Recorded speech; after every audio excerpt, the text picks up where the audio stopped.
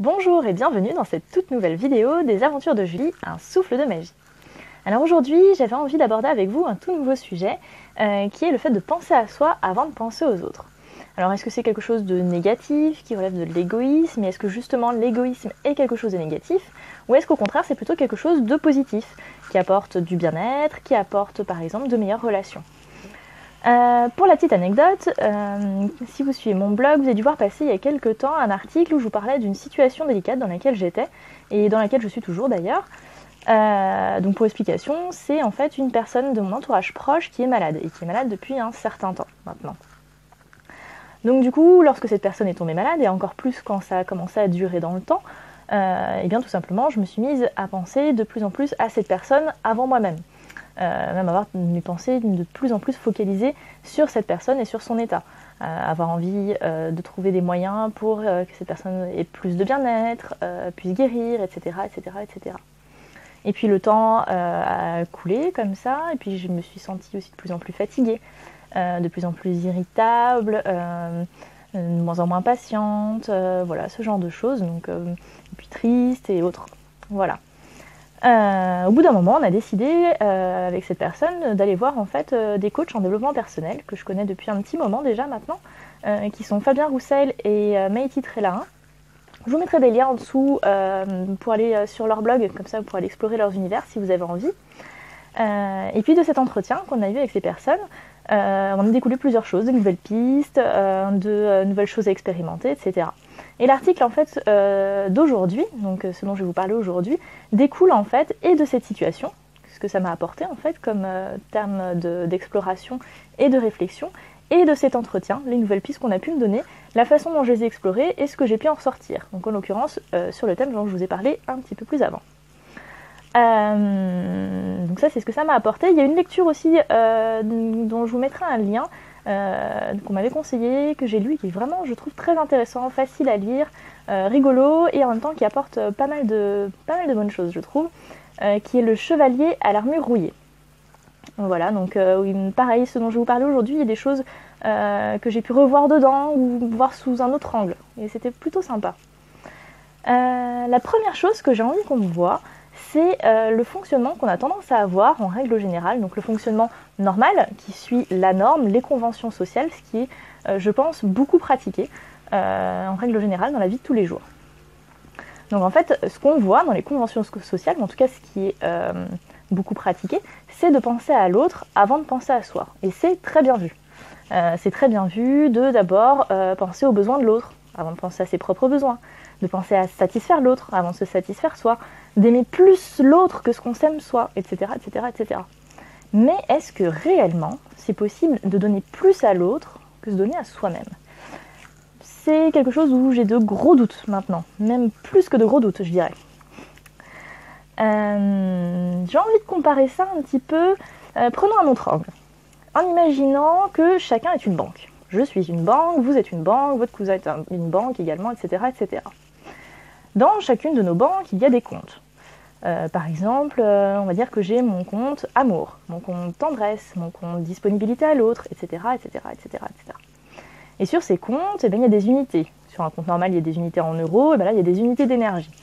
On va dire, par exemple, sur mon compte amour, allez, j'ai 30 unités d'énergie. Sur mon compte tendresse, j'en ai 20. Et puis sur mon compte disponibilité à l'autre, on va dire, j'en ai 5. Bon, on voit que j'ai pas grand-chose sur mon compte disponibilité à l'autre, je suis pas très riche. Et puis, on va dire qu'à ce moment-là, j'ai une personne de mon entourage, allez, mon entourage proche, pour que ce soit encore plus important, qui vient, qui est pas bien, qui me dit qu'elle a besoin d'être écoutée, elle aimerait bien me parler, etc., etc.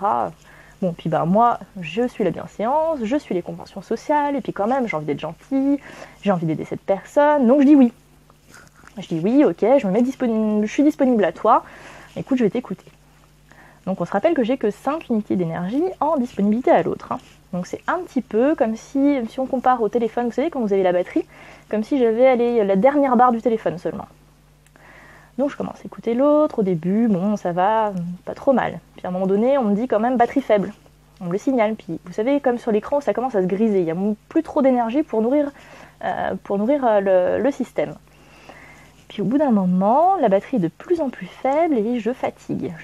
Je m'énerve aussi jusqu'à plus du tout avoir de batterie, voire même être à découvert sur mes unités d'énergie. Et à ce moment-là, qu'est-ce qui se passe? C'est ce qui se passe souvent d'ailleurs dans ces situations, c'est qu'on s'énerve. On s'énerve, on se dit que l'autre en plus il n'a pas envie du tout d'aller mieux, il n'a pas envie de nous écouter, et puis de toute façon, voilà, il fait rien pour aller mieux, etc., etc. Donc on s'énerve, on se dispute avec l'autre, ça se finit pas terrible, et encore si on arrive à limiter les dégâts, bon, c'est pas la guerre, mais ça n'a pas été la meilleure discussion de l'année. Qu'est-ce qui en découle de tout ça? Si on regarde un petit peu ce qui s'est passé. Est-ce qu'on est gagnant l'un et l'autre? Est-ce que moi je suis gagnante dans cette situation? Est-ce que je me sens bien après? Non, je me sens pas bien. En plus, j'ai perdu plein d'unités d'énergie, je me suis mise en colère. En termes de relation à l'autre, c'est pas terrible, on n'est pas en bon terme, pas terrible. Par rapport à l'autre, donc mon but était quand même d'être gentille, de l'aider et de l'écouter. Déjà, j'ai pas pu écouter bien longtemps vu que j'avais pas beaucoup de batterie. Et l'aider, j'ai essayé, mais au final, je l'ai disputé. On s'est disputé. Voilà, l'écoute, il en a pas eu beaucoup. Il s'est fait disputer. Pas terrible non plus. Même, je dirais, on a plutôt perdu que gagné des choses. Maintenant, en imaginant que je pense à moi avant de penser à l'autre. Déjà, ça veut dire que dans la vie de tous les jours, je vais réfléchir à ce que j'ai besoin. C'est-à-dire, aujourd'hui, je me lève, où j'en suis, tiens, je suis un petit peu en déficit sur ce compte, j'ai besoin d'engranger des unités d'énergie, telle chose fait en sorte que je gagne des unités d'énergie. Allez, je le fais. Voilà, ça c'est des petites choses déjà dans la vie de tous les jours.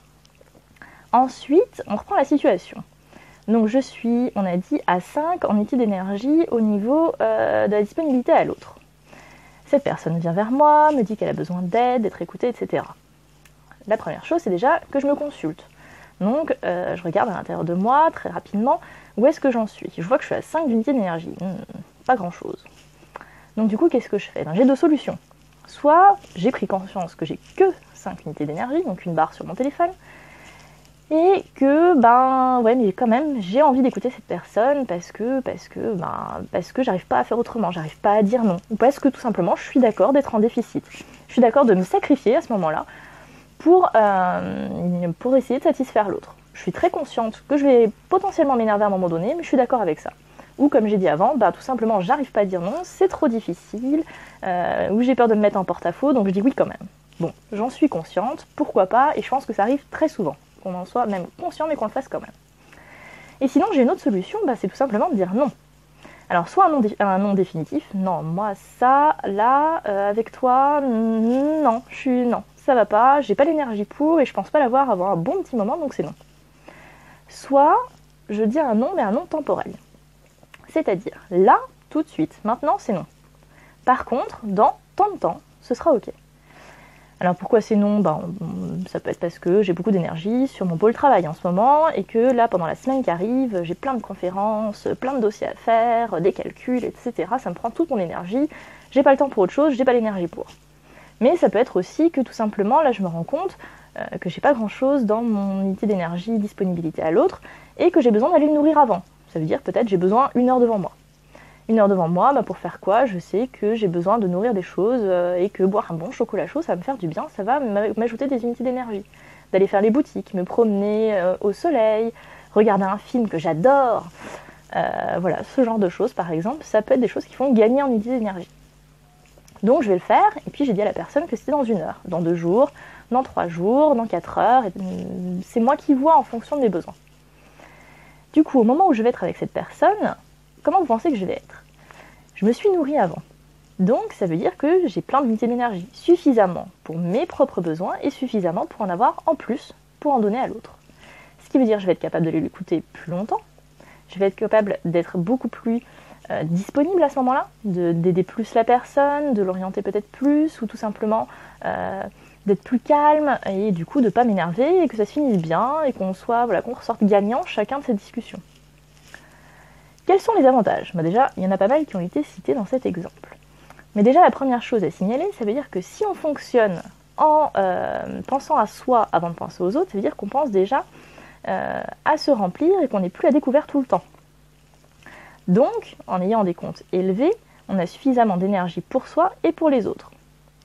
Ensuite, le deuxième avantage, c'est tout simplement de ne plus être toujours dans le besoin à l'autre. Je m'explique. On reprend la situation avec la bienséance et les conventions sociales. Ça veut dire que du coup, je donne à l'autre plus que ce que je n'engrange pour moi. Donc je donne beaucoup de choses à l'autre, il ne me reste pas grand-chose pour moi. Au moment où j'ai besoin de ça, j'en ai plus. Donc qu'est-ce que je fais ? Eh bien, je vais demander à quelqu'un à proximité de moi, est-ce que tu peux me...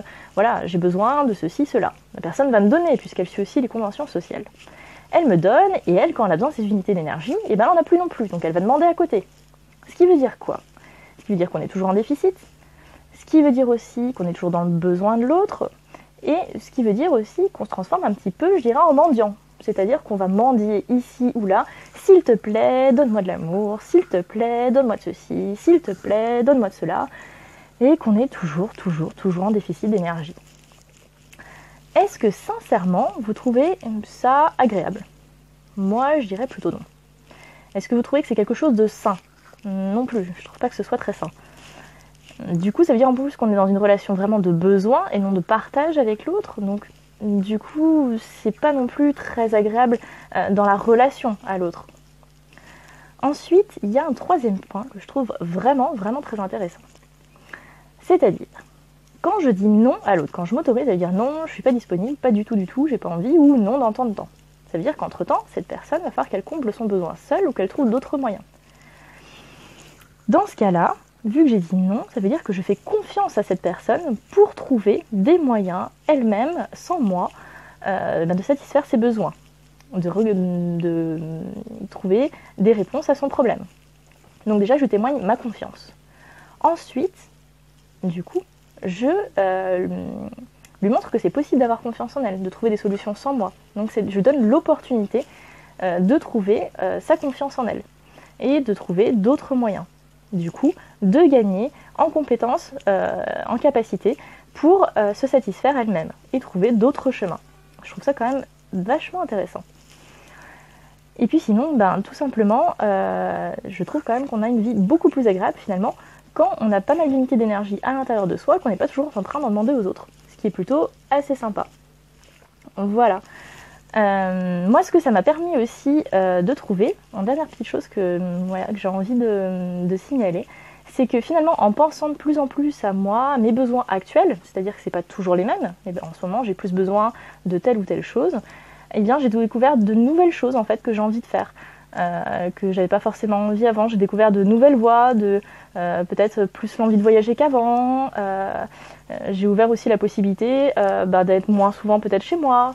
Et puis voilà, de faire plus de choses pour moi, et ce qui est super intéressant, d'explorer, de me payer des choses que je ne me payais pas avant. Voilà, et c'est vraiment des voies super intéressantes, puisque du coup on prend des chemins qu'on ne prenait pas avant, et puis c'est toute une aventure quoi, une aventure avec plein de choses qui arrivent, la magie de la vie. Voilà. Et bien écoutez, pour aujourd'hui j'en ai fini.